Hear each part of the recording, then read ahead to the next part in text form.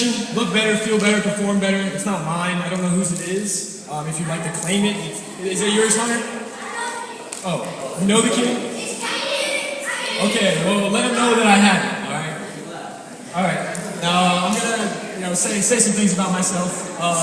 Number one, despite what Kerry O'Neill may have told you, I have not done any jail time whatsoever. It's just a voluntary haircut. I didn't go to jail. It's fine. Fun fact about myself, I see all these, great Hawaiian outfits going on here. Grass skirts, I love it, wherever you are. I was going to wear a grass skirt, but, it didn't work out. But anyways, my fun fact is I did, in fact, plan to wear a bikini top here, but it didn't actually fit on me, so I couldn't really do that. But, all right, raise your hand if you were not coached by me this week. Should be a lot of hands. Suckers. I'm just kidding. I'm a terrible coach. The real role models, Coach Vi back there, give him a shout out.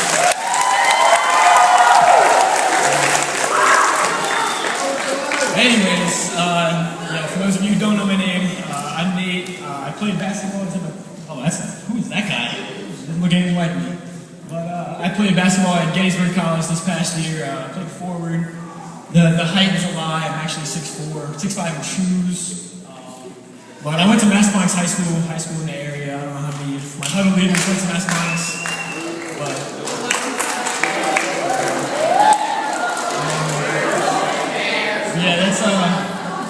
I'm not a terribly interesting guy, so there's not really many interesting facts about me. That's pretty much the basics. I'm coaching basketball here. Shout out to my basketball guys. I know there's a lot of us. Alright, so they told me this was gonna be like Oprah, except that there's two of them, and neither of them looks like Oprah. So I guess if I have bad breath, hold it down in here. Didn't happen. Alright, so am I remembering you like Oprah? Oh yeah, are you ready? Yeah, I'm ready. Alright, so first question, you guys ready? Yeah. How do you enter? Respect you guys. Oh yeah. Tell them again. How did you enter into a relationship with Jesus Christ? Oh boy, what a story. I guess it was started when I was about 5 years old and my mom started dragging me to church.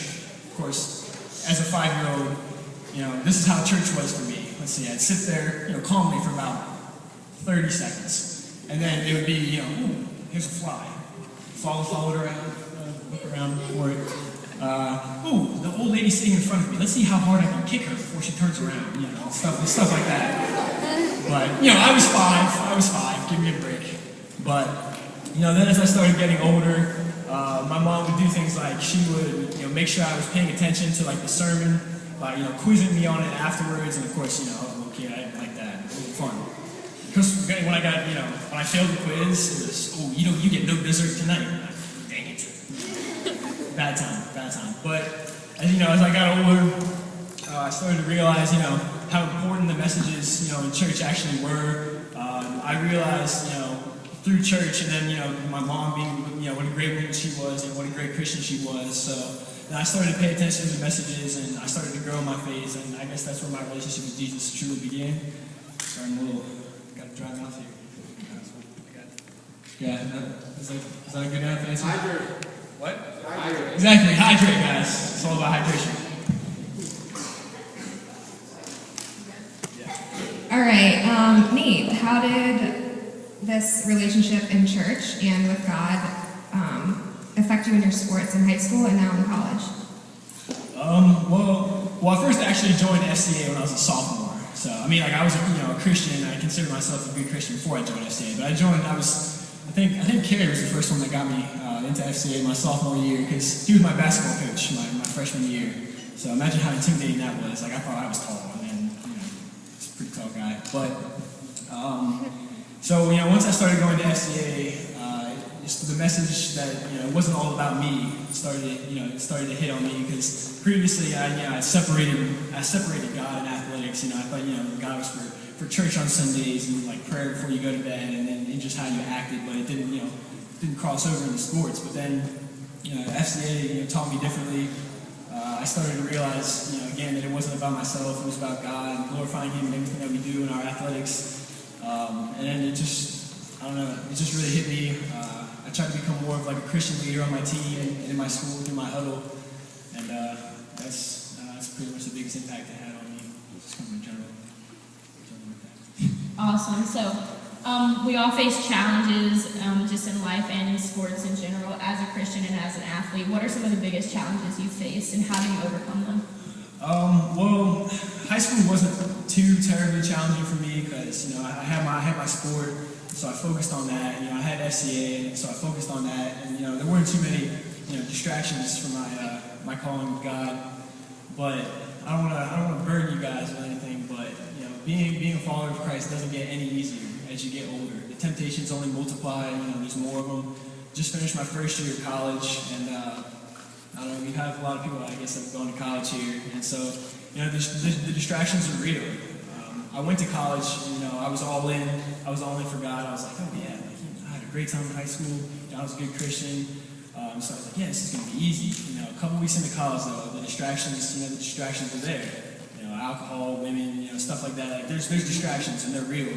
So it's much harder to, you know, keep your focus and, you know, stay true to God. And, you know, I'm going to be honest, I wasn't the best Christian that I could have been in college in my first year. I mean, I went to church every Sunday, so, you know, that was like, I felt like I was doing, at least fulfilling part of, you know, what I was supposed to do. But, you know, looking back, you know, I went to church on Sunday, but I wasn't really living, you know, a true Christian life during the week. It was just something that I thought about on Sundays, and it's not something that I'm proud of, but it's something that, you know, it's an experience I can definitely learn from, and that, you know, you guys should take to mind. You guys are young, though. You got time. But so the challenges are definitely more real as you get older, and I would just keep that in mind. If you guys are lucky, you know, you surround yourselves, you know, with good Christian friends, and, you know, they can keep you steady in your path. You know, Power Camp is a great place to meet new friends. I see a lot of you guys, you know, already pounding around people you might not have known at the beginning of the week, and, you know, that's a great thing. So, yeah, I just, you know, the challenges, they get harder. So that's about all I gotta say about that. You just said to help them out, surrounding themselves with more Christians and meeting people here and staying connected. What advice would you give them for their age group? I would definitely, whatever, you know, level you're at, middle school, you know, I don't know, is there any high schoolers here? Oh, huddle leaders, yeah, you guys. I would definitely get involved, you know, in FCA, you get involved in your church. That might not, you know, be related to FCA, but, you know, just get involved, because the more involved you are, you know, with your church and Christ, like, you know, the closer you become with Him, and that way, the harder it is for the distractions to pull you away. Awesome.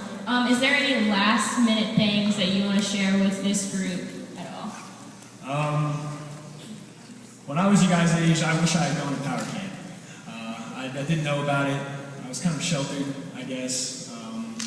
My mom was, you know, she was like a one camp a summer. You know, that's what you get, because, you know, we weren't rich or anything, so she couldn't afford. She had 4 kids, so she couldn't afford to send them all.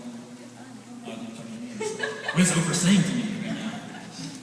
But so I definitely wish I had gone. You guys are getting a great experience here at Power Camp, and, you know, if you can keep coming, I definitely would. It's a great place to get a closer relationship with God, and you know, get mentored by some of the great huddle leaders and coaches that we have here. So. All right, thank you, Nate. Sorry.